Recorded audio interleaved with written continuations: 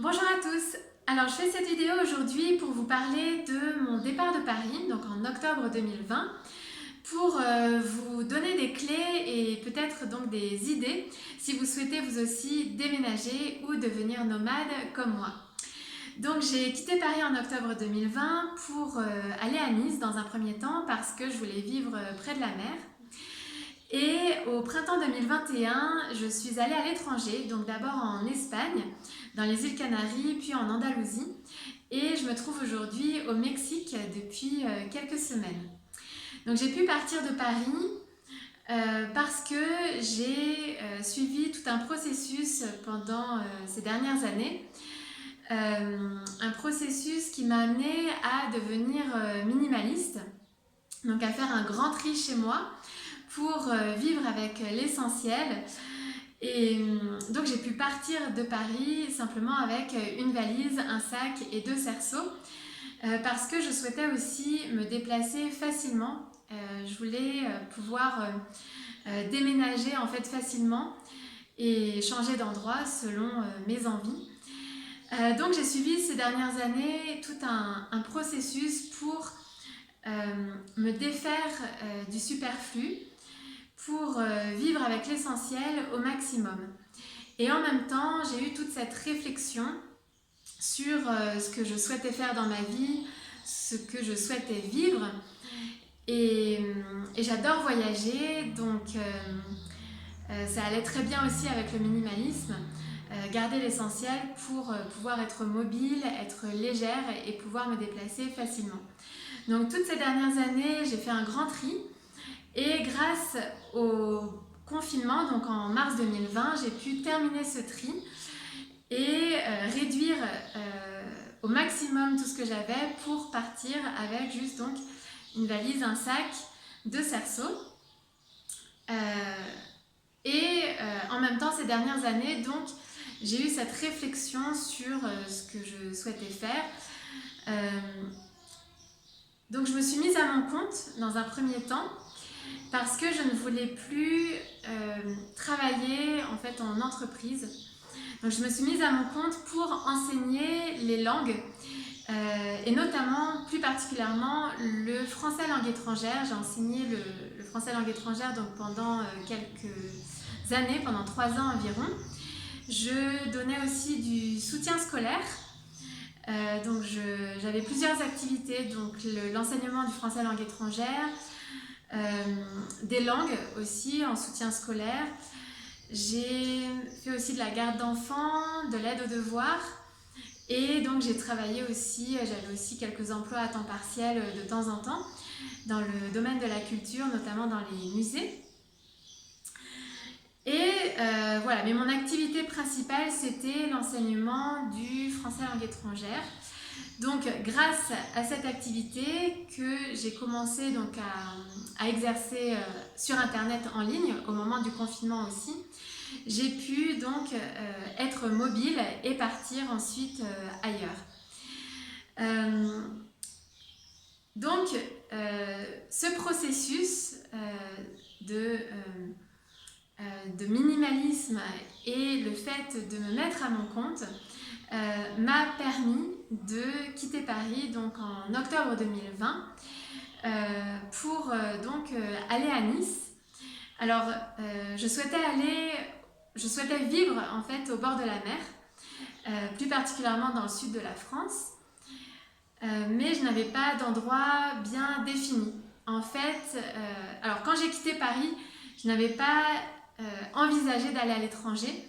Je souhaitais simplement rester en France dans le contexte actuel. Donc j'avais pensé dans un premier temps à la côte d'Azur, en tout cas au sud de la France. Et ce que je voulais faire, c'était un échange de services. Je voulais tester en fait cette façon de faire, cette façon de voyager. Donc un mois et demi avant de partir, donc assez peu de temps en fait avant de partir, donc vers la mi-septembre 2020, j'ai commencé donc à chercher des échanges de services. Alors il y a plusieurs façons de trouver ces échanges. Il y a un site qui s'appelle Workaway. C'est un site payant qui est spécialisé donc dans les échanges de services partout, alors en France ou à l'étranger. Donc j'ai cherché sur ce site et en parallèle j'ai aussi publié des messages sur Facebook, donc dans différents groupes, dans des groupes dédiés au volontariat, dans des groupes dédiés aux échanges de services et dans des groupes d'expatriés en France. Parce que donc, je souhaitais offrir mes services en échange du logement. En général, donc, on propose notre aide, nos services en échange du logement et de la nourriture. Donc ce que je proposais, c'était l'enseignement du français langue étrangère ou du soutien scolaire, du babysitting ou d'autres choses éventuellement. Et donc j'ai proposé mes services dans des groupes d'expatriés en indiquant que je souhaitais plutôt vivre dans le sud de la France, mais ça restait assez large. Et j'ai reçu plusieurs réponses, dont 2 réponses qui m'ont intéressée et qui étaient donc près de Nice, donc une famille à Sophia Antipolis, près d'Antibes, et une autre personne, donc une personne étrangère près de Nice, en banlieue de Nice, qui me proposait un logement avec un loyer réduit en échange de cours de français. Donc j'ai choisi cette option. Donc j'ai pu comme ça partir de Paris, aller en banlieue de Nice et commencer à faire cet échange de services, donc à enseigner le français en échange d'un appartement avec un loyer réduit. Donc c'est un accord qui s'est fait à l'amiable, qui était basé sur la confiance. Donc j'occupais son appartement, en fait elle-même avait un appartement dans le même immeuble, ce qui nous permettait de nous voir plusieurs fois par semaine, donc pour l'apprentissage du français langue étrangère. Et en parallèle de ça, je continuais à donner des cours en ligne de français et de langue. Donc j'ai fait ça pendant 3 mois, donc de début novembre à fin janvier. Et fin janvier, j'ai senti que je souhaitais déménager donc dans le centre-ville de Nice. Et là, alors j'ai trouvé un appartement, un studio en plein centre-ville de Nice grâce à Airbnb. Donc j'ai arrêté l'échange de services pour donc habiter seule dans un studio. Et j'ai trouvé donc ce logement grâce à Airbnb en contactant plusieurs personnes. Et j'ai pu m'arranger donc avec le propriétaire du logement qui était d'ailleurs à l'étranger, donc on a tout fait à distance. Et là aussi c'était basé sur la confiance puisqu'en fait on ne s'est jamais vu. Et donc j'ai vu avec lui pour rester plusieurs mois dans le logement. Et on a fait ça à l'amiable, on a fait un contrat à l'amiable, ce qui m'a permis de rester plusieurs mois, donc de février à fin mai, donc février, mars, donc 4 mois. Je suis restée 4 mois dans ce logement, donc en plein centre-ville de Nice. Donc on n'est pas passé par Airbnb, on a fait un contrat à l'amiable ensemble, à distance, et j'ai pu de cette façon-là donc être logée en centre-ville de Nice. Donc c'était très appréciable.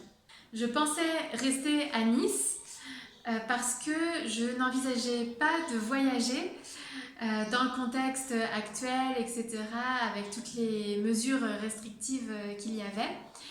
Mais j'ai reçu une forme de guidance qui m'a invitée à voyager et à faire ce que j'aime, puisque c'est ce que j'aime faire.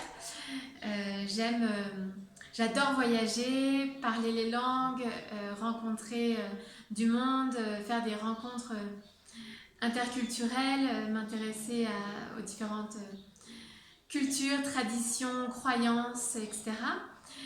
Et donc je ne suis pas restée à Nice. En fait, tout m'invitait à voyager, à quitter Nice. Et donc je suis partie de Nice début juin pour aller dans les îles Canaries, puis en Andalousie. Mais je pense que je ferai une vidéo pour raconter ce qui s'est passé exactement, parce que j'ai reçu donc une guidance, des messages, et j'ai eu l'intuition donc de partir de Nice pour voyager.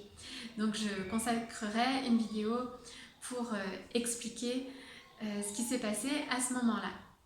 Voilà, donc j'espère que cette vidéo vous aura donné quelques idées, quelques clés pour voyager, pour déménager, pour devenir nomade.